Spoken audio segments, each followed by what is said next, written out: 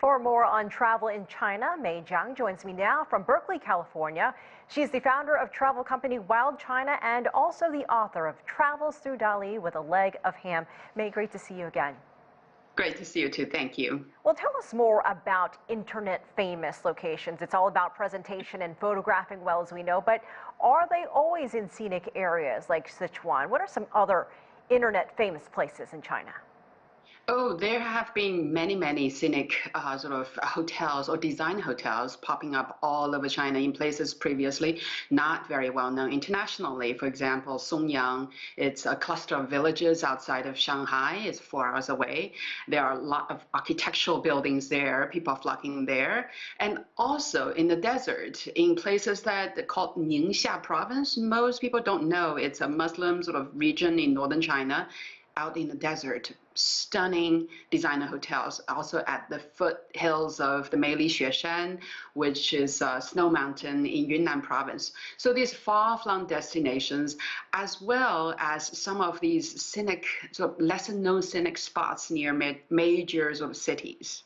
Well, internet influencers, as we heard, play a big role in getting the word out, getting the hits on social media. How they become more effective for some of these hotels and resorts than marketing and travel companies? What have you noticed in recent years when it comes to social media? I think social media is probably the only driver now for buyers. People get inspired on Xiaohongshu or TikTok, the places where your previous reporter already mentioned, and then they place the booking on the hotel website or on major online travel companies, OTAs.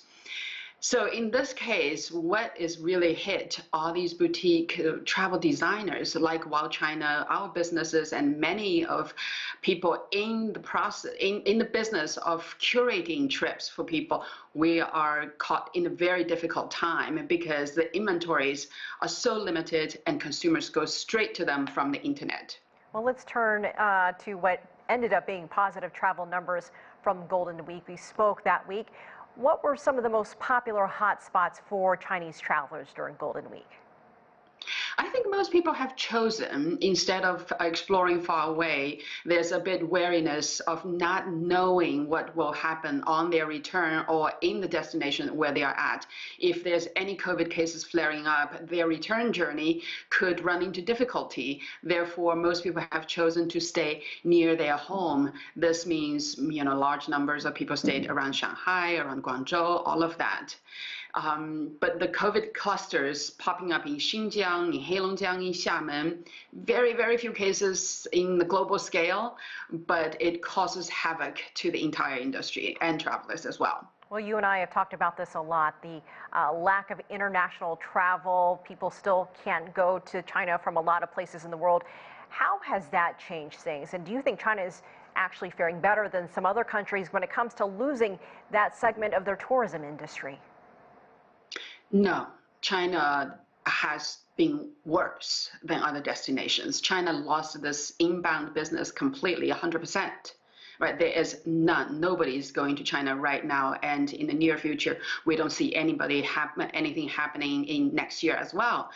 In comparison, many of the other locations, European locations, even some of these zero COVID tolerance areas like Australia, New Zealand, probably will see more travelers in the coming months, sooner than China will, sadly. We hope that situation will change so that companies like WildChina can weather the storm. Well, we'll keep our fingers crossed. Mei Zhang, thank you so much for joining us from Berkeley, California. Thank you very much. Take care.